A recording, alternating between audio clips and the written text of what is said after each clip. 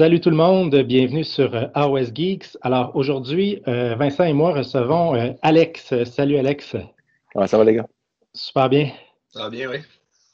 Donc on te reçoit pour parler du Grand Clash troisième édition, donc un tournoi que tu organises donc pour la troisième année qui va avoir lieu en avril prochain. Puis d'ailleurs, ça arrive peut-être au bon moment. On a décidé de faire un vidéo parce que l'inscription pour le tournoi arrive à grands pas. Puis ça arrive peut-être au bon moment, en ce moment où au Québec, on est dans des mesures de confinement assez intenses dues au virus. Donc, on peut plus jouer, on peut plus se voir en personne. Donc, il y a plusieurs personnes dans les différents groupes Facebook, puis dans mes amis qui disaient que leur niveau de motivation à peindre, c'est un peu ironique, leur niveau de motivation à peindre est bas, alors qu'on est dans une période où on est confiné à la maison et on a du temps pour peindre. Alors, peut-être que le fait d'avoir un projet, un tournoi qui s'en vient, ça va rehausser la motivation des gens à peindre, à motiver pour le hobby. Ouais, puis tu sais, je vous mentirai pas, les gars, tu sais, c'est un peu pour ça que j'ai fait l'annonce au début novembre là, pour le tournoi. Tu sais, j'avais annoncé les dates avant. J'avais annoncé les dates, je pense, immédiatement après la deuxième édition du Clash. Mais là, je les ai comme remis au goût du jour, puis j'ai annoncé en fait la date des préinscriptions. Mais c'était un peu pour ça, parce que un peu comme toi, j'avais un peu là, les mêmes échos de la part des joueurs, tu sais, que le niveau de motivation est bas. Fait que, tu sais, je pensais qu'avoir justement donc faire une annonce pour l'inscription du troisième clash, ça verrait peut-être un petit peu d'un petit boost au niveau de la morale, puis peut-être de vouloir reprendre certains projets pour les mener à terme, en fait, pour un tournoi, pour avoir un objectif concret. Fait que peut-être commencer par nous présenter. C'est quelle date que tu as choisi pour le Clash cette année, l'année prochaine, au Oui, printemps? exact. Donc, le Clash va revenir là, à ces dates-là d'origine. C'est-à-dire, cette année, c'est le 17 et 18 avril. C'est un tournoi qui est sur 2 jours. C'est 6 parties de 2000 points. C'est toujours autour de, soit un peu avant, soit un petit peu après Pâques, dépendamment des disponibilités de l'hôtel où est-ce qu'on fait tout ça. Cette année, c'est après Pâques un peu. Donc, c'est 2 jours. L'inscription, dans le fond, pour ceux qui désiraient s'inscrire, ça se fait à partir du 29 novembre.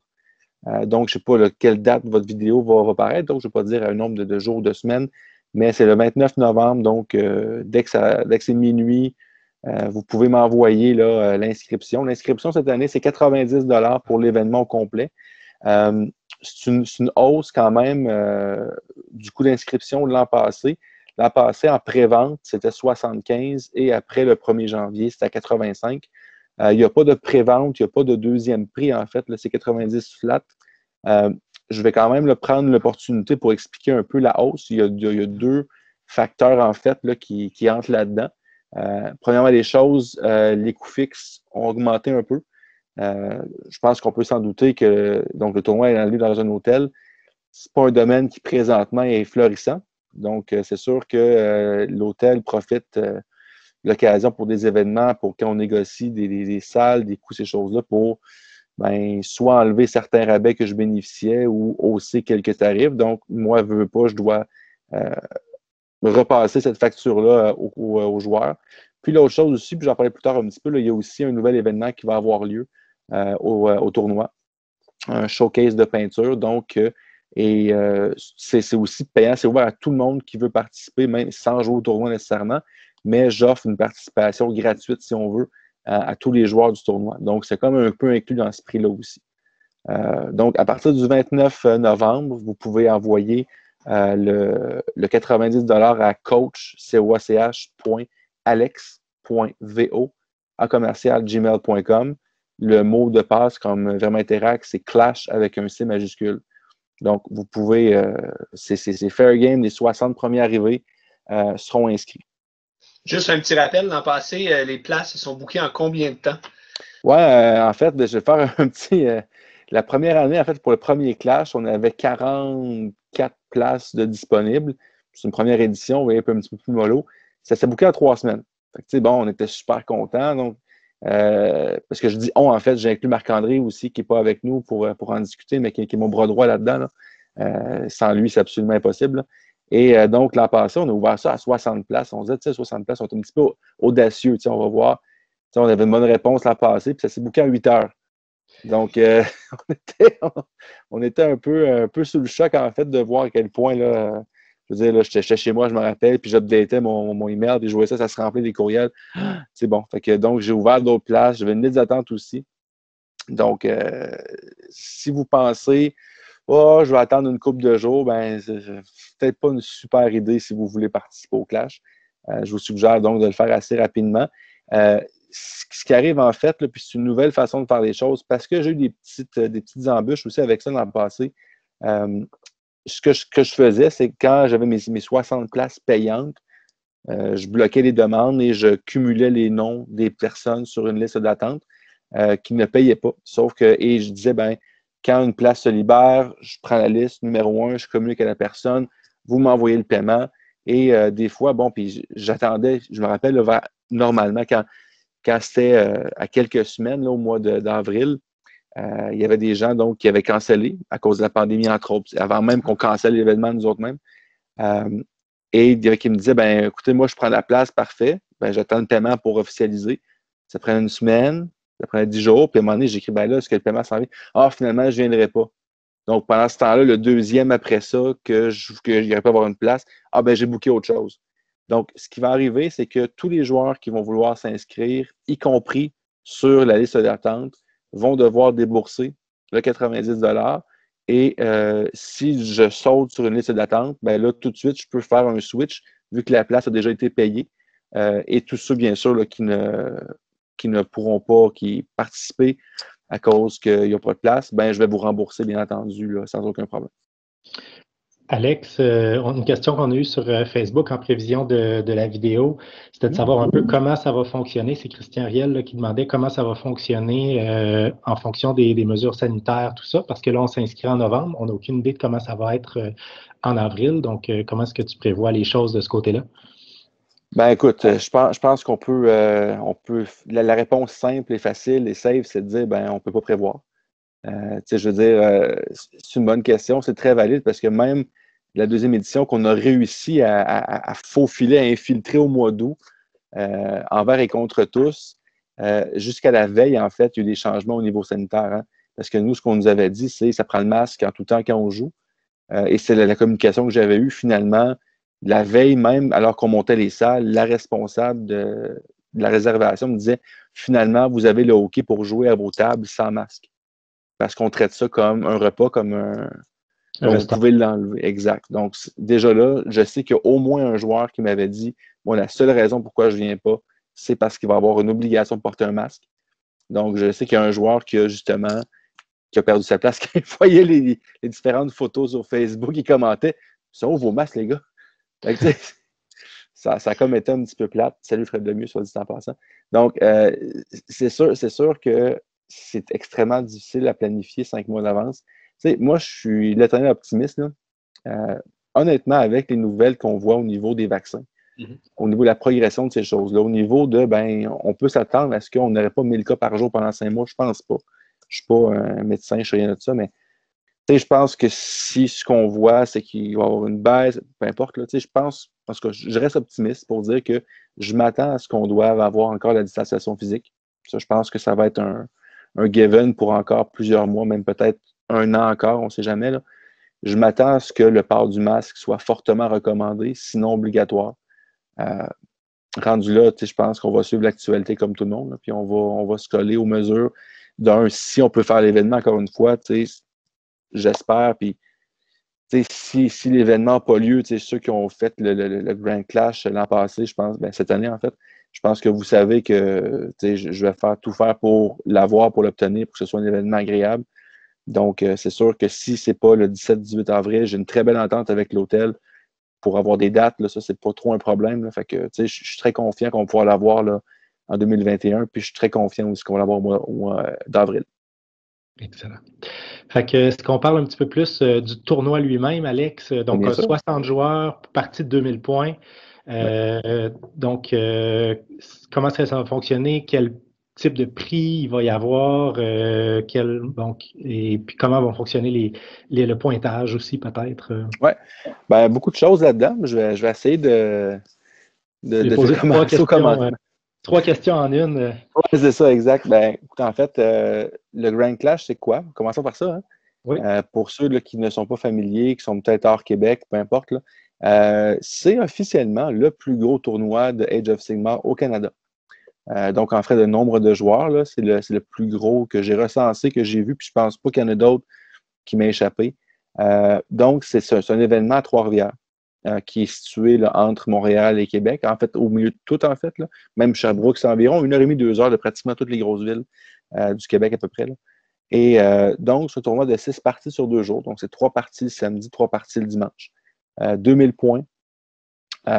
Et dans le fond, il y a plusieurs façons de remporter des prix. Tu sais, j'aime pas, puis on avait jasé un peu ensemble justement, là.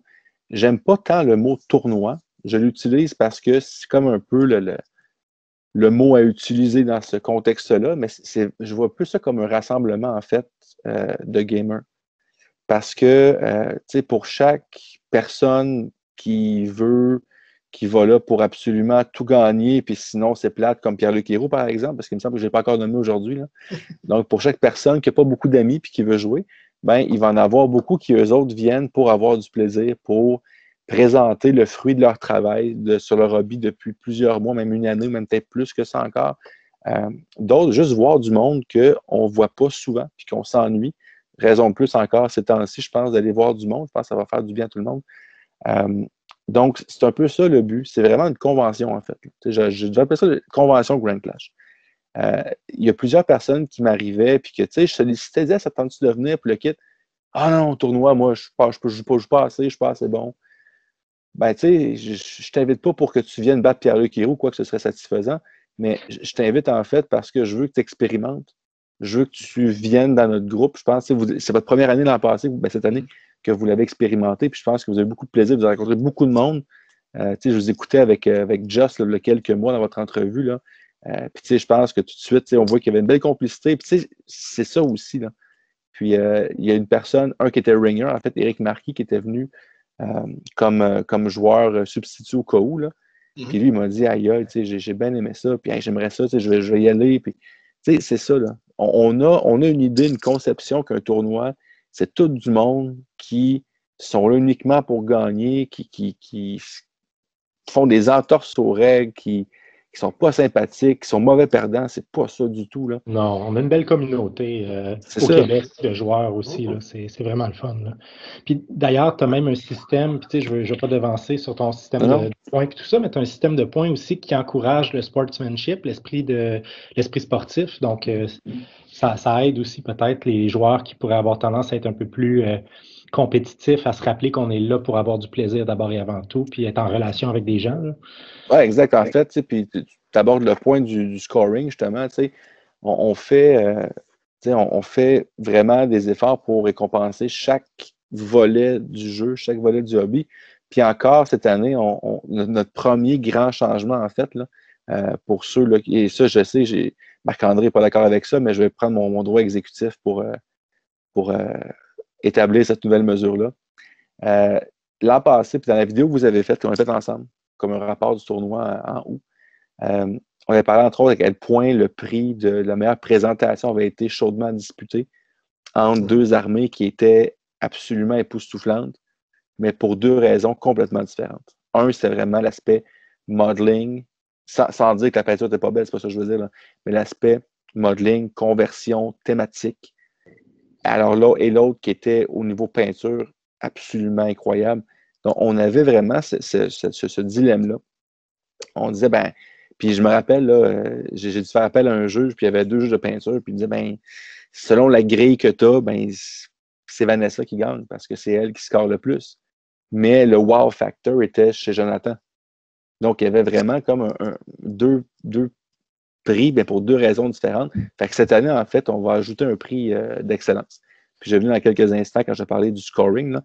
Mais je pense que plusieurs artistes vont être très contents, puis je vais dévoiler un petit peu plus là-dessus prochainement. Donc, tout d'abord, il y a la première façon, en fait, de faire des points, si on veut, là. On s'enligne vers un beau système rond, j'aime ça quand c'est rond, de 200 points overall. Donc, 120 points seraient disponibles au niveau du scoring pour les batailles. Donc, on reste un 60% quand même là, des points là, vont être attribués aux résultats sur le champ de bataille. Fait que le volet joueur, le volet de la personne qui veut compétitionner, ben, va être servi à ce niveau-là. Donc, chaque partie sur 20 points, 6 parties, et donc, dépendamment de l'objectif primaire qui est le scénario, secondaire qui est les kill points, tertiaire qui sont les objectifs dans le General's Handbook qui sont les auxiliaires. Donc, avec tout ça, ça nous fait un score de 0 à 20 pour une partie. Donc, celui qui va avoir le plus de points de bataille va remporter le titre du meilleur général. Donc, le joueur qui a accumulé, et ça, c'est sans compter le sportsmanship, sans compter la peinture, sans compter la présentation, c'est vraiment celui qui a eu le plus de points de bataille. Donc, le meilleur général pourrait être quelqu'un qui est arrivé avec des bonhommes gris. Tout à fait, exact. On peut effectivement apporter des bonhommes gris. C'est possible. On peut même jouer Caradron puis arriver avec Seco en tête avec le même nombre de points de bataille qu'une personne, mais perdre le General parce que tu as des bonhommes gris. N'est-ce pas, Loïc? Donc, voilà. Ça, on va avoir, ça, c'est un prix qui est possible. Deuxièmement, et là, on avait 42 points avant pour un système de présentation. C'était une grille.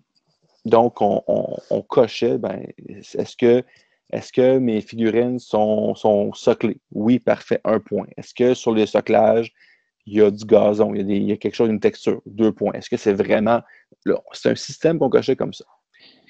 Là, on a changé ça un peu. En fait, je suis super content d'annoncer, en fait, une troisième personne qui va participer à l'organisation du Clash, Danick Mayotte. Danick, qui était le juge de peinture lors des 2 premières éditions, là, il va s'impliquer un peu plus au niveau du Clash. Et lui, dans le fond, c'est un peu avec la discussion avec lui qu'on en est venu en fait à avoir 2 catégories différentes pour l'aspect hobby. Donc, et ça, c'est encore, là, ce que je vous dis là présentement, c'est encore en suspens, c'est pas encore officiel. Danick va se pencher là-dessus. Une des conditions, en fait, qu'il voulait s'occuper vraiment de cet aspect-là, c'est qu'il voulait avoir sa propre grille d'évaluation. Moi, j'ai pris la grille d'évaluation de peinture qu'on utilisait au Capital City Bloodbath. Parce que moi, spoiler alert, je ne suis pas très, très hobby. Okay? Donc, moi, bâtir une grille d'évaluation de la peinture quand je peins pratiquement pas, je ne trouvais pas ça vraiment excellent. Fait que j'ai pris une grille qui n'est pas la mienne, mais que je trouvais adéquate. Mais Danick, lui, c'est son dada à la peinture. Donc, lui, il va être capable de vraiment bâtir des grilles d'évaluation qui vont être beaucoup plus représentatives de la qualité de la peinture de l'armée. Et par exemple, puis pourquoi la séparation en 2 catégories? Là? J'ai un nom qui me vient en tête tout de suite. Et je pense que vous savez de qui je parle, Danick Gagné. Il jouait Séraphon au Clash. Il y avait un genre d'arbre à chat comme display board. Mais lui, il a mis, je ne sais pas combien d'heures dans son armée pour convertir ses bonhommes. Et je pense que tous ses bonhommes étaient convertis sauf un genre. Et maintenant, il est rendu converti. Mais tout ça, son display, il a mis du temps. Mais essentiellement, le temps qu'il a mis sur la grille ancienne, c'est faire passer un plateau de présentation de 1 point, parce que tu en as un cabaret, mettons, à 3 points. Fait qu'il y a 2 points de différence, alors que sa peinture est très belle, mais elle ne rivalise pas les meilleurs peintres qu'on avait au Clash. Et on avait une grille qui était fortement biaisée vers la peinture.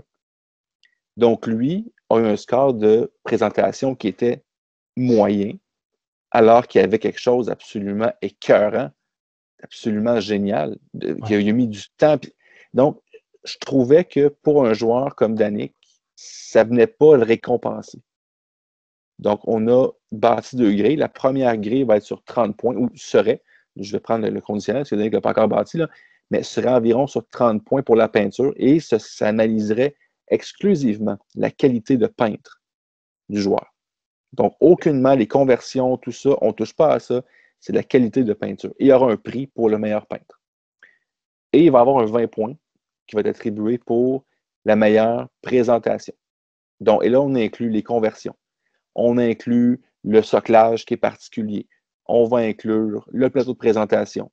Et on va aussi inclure l'histoire, le background, la thématique de l'armée, qui va prendre davantage d'importance.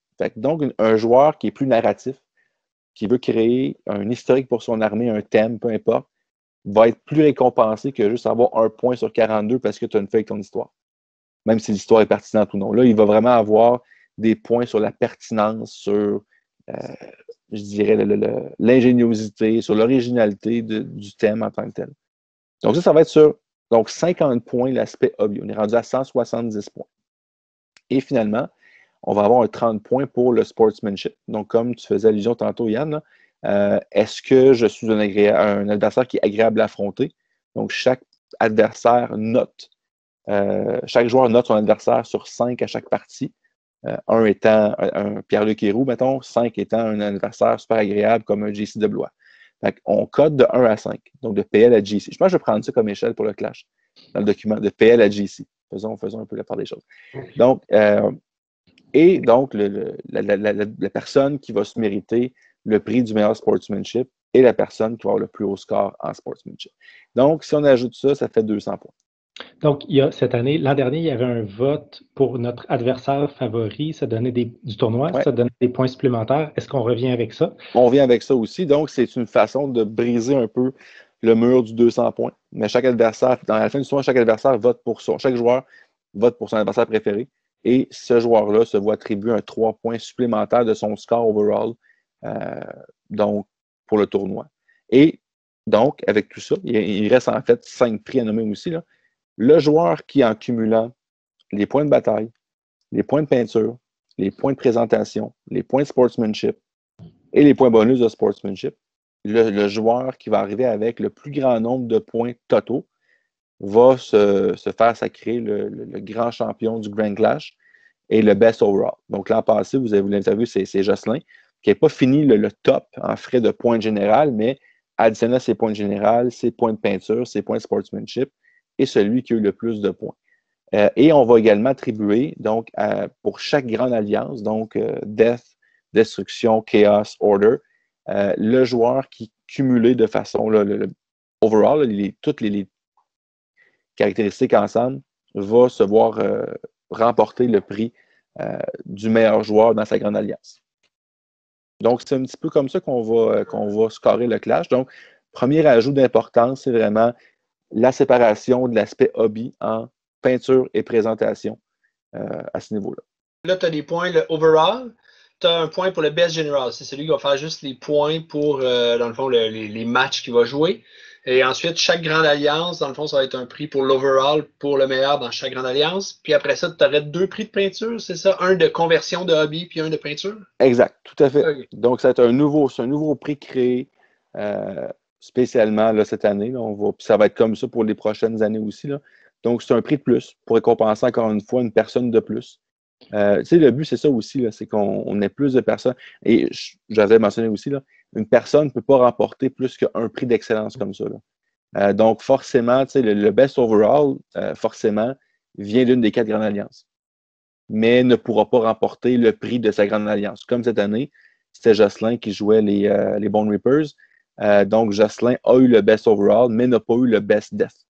Donc, on lui donne le prix qui est le prix supérieur, en fait, dans notre hiérarchie. Là. Donc, c'est comme ça que ça fonctionne. Donc, oui, il va y avoir 2 prix, effectivement, vraiment séparés. Là. Et donc, les grilles de pointage précises seront connues un petit peu plus tard. Tout ça, on avait Mathieu Côté là, sur Facebook qui nous demandait un peu qu'est-ce que seraient les prix concours de peinture, conversion. Donc, ça, c'est information à venir pour les critères exacts. Oui, en fait, là, le plan actuel, c'est que on va faire paraître le Player Pack. Donc, vraiment, le guide du joueur, le guide où est-ce qu'on va avoir tous les critères de peinture, de conversion, de présentation, les 6 scénarios qui seront choisis de jouer, les auxiliaires, les royaumes qui seront joués. C'est vraiment le document que je dois connaître si je veux aller au Grand Clash. Généralement, on le sort ou on travaille dessus après le FAQ de décembre, après le Big Fact de décembre, pour voir s'il y a des changements au scénario, par exemple, ou s'il y a d'autres choses qui viennent bouleverser un petit peu le scoring en tant que tel. Et normalement, là, mi-janvier à peu près, le Player Pack est disponible. C'est sûr que c'est la première version. C'est susceptible d'avoir des changements. Parce qu'en fait, ce qu'on demande, c'est qu'on demande aux joueurs, si ça va être possible au mois de janvier, de faire des parties, puis de voir est-ce que vous trouvez, est-ce qu'il y a des choses que vous trouvez que ça ne fonctionne pas? Est-ce que les auxiliaires en lien avec le primaire fonctionnent bien? Est-ce que l'écart de pointage pour le différentiel de points est intéressant? Est-ce que c'est réaliste? Donc, et des fois, on peut ajuster là, en cours de route, mais généralement, je dirais 90-95% du player pack, la première version, lorsqu'on la sort, c'est pas mal, ça reste intact. Donc, il peut y avoir des modifications, mais plus on en fait aussi de tournois, plus on commence à avoir le tour aussi, on commence à savoir qu'est-ce qui fonctionne, qu'est-ce qui fonctionne moins. Donc, normalement, mi-janvier, troisième semaine de janvier, le Player Pack va être disponible et on va avoir un 3 mois là, pour vraiment, là, je dirais, se setter au niveau scénario, au niveau hobby aussi. Là. Puis on pourra refaire une vidéo à ce moment-là pour faire une présentation détaillée là, du Player Tout à fait. disponible. Alex, j'ai quelques questions que des joueurs pourraient se poser là, avant de s'inscrire au tournoi ou en vue de la participation du tournoi. Par exemple, la première chose, c'est qu'est-ce qui est légal, qu'est-ce qui est accepté. Donc, évidemment, les Battletomes à jour, tout ça, mais est-ce que les autres règles que Games Workshop a publiées par ailleurs, par exemple, les tombes célestiales, on a eu des tombes célestiales récemment, justement, sur les Jaws of Mark, les Glogs Megamob, tout ça. Il y a d'autres aussi règles comme Vincent aime bien jouer, la Légion du Deuil, qui est paru aussi dans un livre à part et tout ça. Est-ce que tous ces suppléments-là de Games Workshop sont légaux? Oui, exact. Ben, oui, en fait, jusqu'à preuve du contraire, là, si c'est quelque chose qui ne devient pas légal, je vais le spécifier dans le Player Pack. Mais normalement, jusqu'à preuve du contraire, tout ce qui est paru dans une publication officielle de Games Workshop, comme le White Dwarf, comme des livres de campagne, il y a Broken Realms qui sort prochainement. Donc, tout ça, ça va être légal. Si effectivement, il y a des seules choses qui ne seraient pas légales, parce que c'est toujours tout ce qui généralement est avec la permission de l'adversaire, généralement, on ne le tolère pas. Par exemple, The Anvil of Apotheosis, qui est un peu la création d'un héros, en fait, dans le nouveau General's Handbook, ça, on ne le prendra pas. Donc, mais sinon, tout ce qui est règles d'allégeance, tout ce qui a un pointage dans le General's Handbook ou dans une publication autre, dans le White Dwarf, par exemple. Donc, tout ce qui a un pointage en match play est accepté. Donc, on inclut aussi les pièces de Forge World? On inclut Forge World, mais on exclut, par exemple, Warhammer Legends. On exclut. Donc, ce qui est des modèles discontinués ou, je dirais, qui sont plus supportés officiellement par Games Workshop. Parfait. Et on sait qu'avec l'impression 3D, il y a une floraison de compagnies et de personnes qui font des différentes figurines qui peuvent être utilisées comme des proxys. Est-ce que les proxys des figurines Count As sont tolérés ou pas? Oui, ben encore une fois, c'est du cas par cas. Puis un jour, j'espère prochainement, vous verrez sur votre chaîne les fameux luminins que je suis en train de faire. On les attend. Ouais, on les attend impatiemment, tes luminins. J'imagine, effectivement. J'ai mis Duarden Ramlords, mais Xavier Carpentier sur sa chaîne Le Double Tour, elle les a appelés les luminins. Fait que là, j'avoue qu'il y a une petite connotation intéressante, mais j'aime mieux Duarden Ramlords. Mais bon, chacun son petit dada. Mais oui, j'accepte.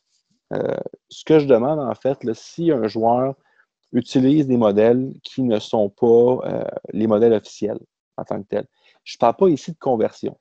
C'est une conversion, je pars du modèle de base, puis je crée un nouveau modèle, c'est correct. Mais si vraiment il pourrait avoir un doute. Si moi, je me dis, je regarde ce modèle-là, puis j'ai aucune idée dans quelle faction que ça se trouve, ben là, je parle d'un proxy ou d'un modèle, d'un countaz, peu importe. Là. Moi, ça ne me dérange pas. Au contraire, je trouve que c'est le fun. Ça mène une certaine variété, un certain wow factor très, très souvent. Là. La seule chose que je demande, en fait, c'est que si vous pensez que le modèle, si en fait vous avez des modèles qui ne sont pas des modèles officiels, je vous demande une photo, juste pour que je puisse approuver ou non les modèles. 90% du temps, je vais dire oui. Je veux dire, je ne suis pas là pour dire à une personne qui a travaillé sur des modèles, ben non, tu ne le prends pas. Les seules fois, en fait, que j'ai dit non, je ne me rappelle même plus c'est quoi là, mais tu sais, je pense que j'ai dit non une fois ou deux. Je pense que en fait, c'était pour. Ah oui, c'était David Belhumeur quand il voulait faire des séraphons avec des skins caméléons. Vu qu'il n'y avait pas de modèle skin caméléon, il avait pris une base avec un buisson dessus. puis un petit bout de sarbacane qui dépassait. Fait que là, je trouvais ça un petit peu tiré par les cheveux. Je dis, bah là, franchement, non. Là. Il y a toujours de mettre des limites, là. Mais en tout cas, bref. Mais généralement, la plupart du temps, je vais accepter les modèles sans problème. Si on sait c'est quoi, puis à la limite, dites-le à votre adversaire, là. C'est telle unité, c'est telle affaire. Prenez juste pas, par exemple, un modèle qui existe pour faire un autre modèle. Non, évidemment. Prenez pas un Stormcast pour faire un Chaos Warrior. Ou vice-versa. C'est ça, non. Mais tu sais, s'il y a un effort de créativité, d'originalité, de thématique, ben, je peux juste saluer ça. Okay. Donc, dans le doute, on t'envoie une photo pour pré-approbation des figurines qui ne sont pas des Games Workshop. Voilà. Excellent. Juste vite, là, les gens, tu as créé un hype, puis là, je me dis, quelqu'un veut s'inscrire au Grand Clash, il n'y a jamais été, fait que vite, c'est comment il se prépare, puis à quoi il peut s'attendre un petit peu, là. Bon, très bonne question, en fait. Comment, donc, une personne qui va s'inscrire, moi, personnellement, je sais que c'est mon événement, fait que je suis très, très biaisé, là. Mais, tu sais, je pense que si tu aimes ce jeu-là, si tu aimes en parler, t'aimes jouer, t'aimes peinturer, ben, c'est comme un peu ton genre de Super Bowl de ton année, en fait, là. Je pense que c'est vraiment ça. Puis tu vas rencontrer du monde qui sont fantastiques. Tu vas créer des amitiés, tu vas créer des liens. C'est vraiment cool. Comment tu te prépares? Ben, je pense que la première chose, c'est lire ton player pack quand il va sortir. Je te suggère, c'est sûr que si tu veux, de façon réaliste, là, ben, c'est peinture ton armée. Parce que si tu peintures ton armée, ben, tu as au moins une chance pratiquement à tous les prix. Alors que si tu as déjà cité non peint, ben, tu t'enlèves pratiquement 50 points sur 200. C'est 25% de ton pointage que tu t'enlèves. Puis les deux seuls prix, en fait, que tu peux de façon réaliste gagner, c'est Best General et c'est Best Sportsmanship. Sinon, je pense qu'arriver là avec une attitude de je vais passer une fin de semaine à jouer à Age of Sigmar. Puis je vais avoir du fun. Puis on va jouer je pense, dans une belle table. Puis je profite, j'ai oublié une petite omission, là. Dans votre billet, dans votre inscription, c'est 90$, oui, mais ça ne vous donne pas juste le droit de jouer, là. Je vais juste énumérer en fait qu'est-ce que ça vous donne droit, parce que je me suis rendu compte que je ne l'ai pas mentionné. Mais vous avez, oui, les 6 parties de Age of Sigmar. Vous avez également 2 dîners fournis. Là, cette année, c'était pas le buffet, parce que, bon, à cause de la pandémie, mais normalement, c'est un buffet que vous avez, là. Fait que, tu sais, c'est 2 choix de viande, c'est plein de plats d'accompagnement. C'est vraiment un super beau buffet, là. Donc, ça inclut dans votre prix. Vous avez également un petit swag bag, donc c'est différents goodies. Cette année, on avait un tape de la boutique Hellfire, on avait un bon rabais de 5$ au Gamerspot. On avait également des dés de conditions qui avaient été fournis par nos amis de Joliette. Là, leur nom m'échappe, c'est super le fun. Merci pour les commentaires. Mais essentiellement, on avait tout ça. Fait que ça, c'est inclus dans votre prix. Et cette année, je rajoute une participation gratuite, dans le fond, au showcase de peinture, qui sera le dernier point, en fait, qu'on va discuter, là. Donc, c'est ça. Je pense que tout le monde va trouver son compte quelque part dans ce tournoi-là. Je pense pour le joueur qui, lui, c'est plus le hobby, ben, regarde, tu as un concours de peinture, tu as des prix pour la peinture, des prix pour la présentation.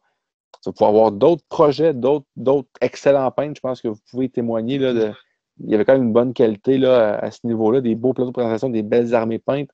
Fait que, ça vous donne des idées, ça vous permet d'échanger aussi. On rencontrer du monde, belle communauté aussi. Puis tu vas jouer aussi 6 parties, tu vas jouer contre du nouveau monde, tu vas jouer contre. Il y a plusieurs personnes là, que cet événement-là, c'est le seul, dans le fond, qui fait sortir de leur groupe de jeu local, des mêmes 3, 4, 5 personnes. Puis là, elle joue contre un gars de Québec, un gars de Montréal, un gars de Sherbrooke, Victo. On se mélange un peu, puis c'est super le fun. Tu vois d'autres styles de jeu, d'autres idées d'armée. Puis entre les games, on jase, on ouvre des amitiés. C'est vraiment, je trouve que c'est un happening.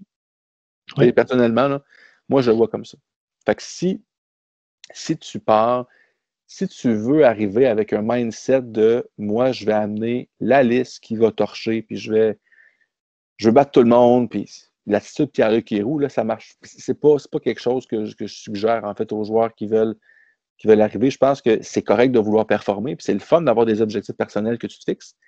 Mais en même temps, je pense que, il faut que tu sois réaliste, puis deux, ben, il faut aussi que tu profites du temps que tu as là. Si tu te stresses, ben là, je joue contre qui? Il y a tel match-up. Ben, je pense que tu passes un petit peu à côté, si tu vois l'opinion. Ça me un petit peu comment tu te prépares. Donc, tu dis que ça reste un peu une convention tout autant qu'un tournoi. Puis, ce qui fait très convention, c'est l'ajout justement d'un concours de peinture ouvert, en fait. Veux-tu nous en parler un peu? Oui, encore une fois, ben, je vais remercier Danick Mayotte là, qui va chapeauter cet événement-là. C'est son idée, en fait. Puis lui, et je vais le laisser parce qu'il va sûrement en parler prochainement. Là. On échange un peu là-dessus. Il m'a donné ses idées, je trouve ça intéressant. L'idée, en fait, c'était pas de faire en tant que tel, à proprement dit, un vrai concours de peinture. Lui, son idée, c'est un showcase. Le showcase, sa vision des choses, ce serait uniquement la journée de dimanche, donc la deuxième journée. Ce serait ouvert à tous. Donc, tout le monde qui peinture une figurine ça peut être par l'entremise d'un joueur, à la limite, ben moi, je ne peux pas me présenter dimanche, mais j'aimerais ça présenter une figurine, mais regarde, peux-tu la porter pour moi? Donc, on va bâtir un genre de showcase. Donc, chaque joueur inscrit au tournoi a une entrée dans le showcase. Et pour entrer dans le showcase, ça prend aussi, c'est un coût additionnel de 10 $. Donc, si je veux juste m'inscrire pour la peinture, ça coûte 10 $. Si je veux jouer, je peux jouer et avoir aussi une entrée. Dans le fond, comment Dave me l'avait apporté, ça pourrait être aussi une bonne idée éventuellement quand on fera le show du Player Pack d'avoir Danick aussi pour expliquer sa grille de peinture. Je pense que ce serait intéressant aussi pour tout le monde d'expliquer le showcase beaucoup mieux que moi. Dans le fond, ce qu'il disait, c'est que je veux que le peintre soit pas en compétition avec les autres, mais en compétition avec soi-même. C'est-à-dire que chaque joueur qui présente une figurine va recevoir automatiquement un petit quelque chose, une petite médaille. On n'a pas encore exactement décidé qu'est-ce qui va être remis, là, mais il va avoir essentiellement 3 catégories: bronze, argent, or. Et ce niveau-là, le niveau bronze, argent et or, c'est le juge qui les décerne. Donc, il va avoir normalement beaucoup de bronze, moins d'argent et très peu d'or. Et l'idée, c'est que, bon, mettons, moi, je me présente là, je vais au clash, je présente une figurine, j'ai un prix, une médaille de bronze. Ben, je sais que, puis peut-être que, tu sais, je me dis, sur les 40, 50, 60 figurines qui sont là, je sais très bien que si moi je joue, par exemple, ben, je ne battrai pas Vanessa, à moins que je prenne ses propres modèles qu'elle m'a peint. Ça, c'est une autre chose. Mais d'ailleurs, j'ai une question pour ça. Moi, comme joueur qui fait peindre mes armées, est-ce que je peux décider ma place à laquelle j'aurais droit pour participer au concours? Est-ce que je peux la désigner ou la passer à une autre personne, à Vanessa, Tony ou Steve, qui aurait peint une de mes figurines, puis que je pourrais mettre en son nom? Pourquoi pas? Mais encore là, c'est sûr que dans le cas d'un joueur ou d'une joueuse qui participe, ben, si cette personne-là, c'est à elle de choisir son entrée. Là. Ça.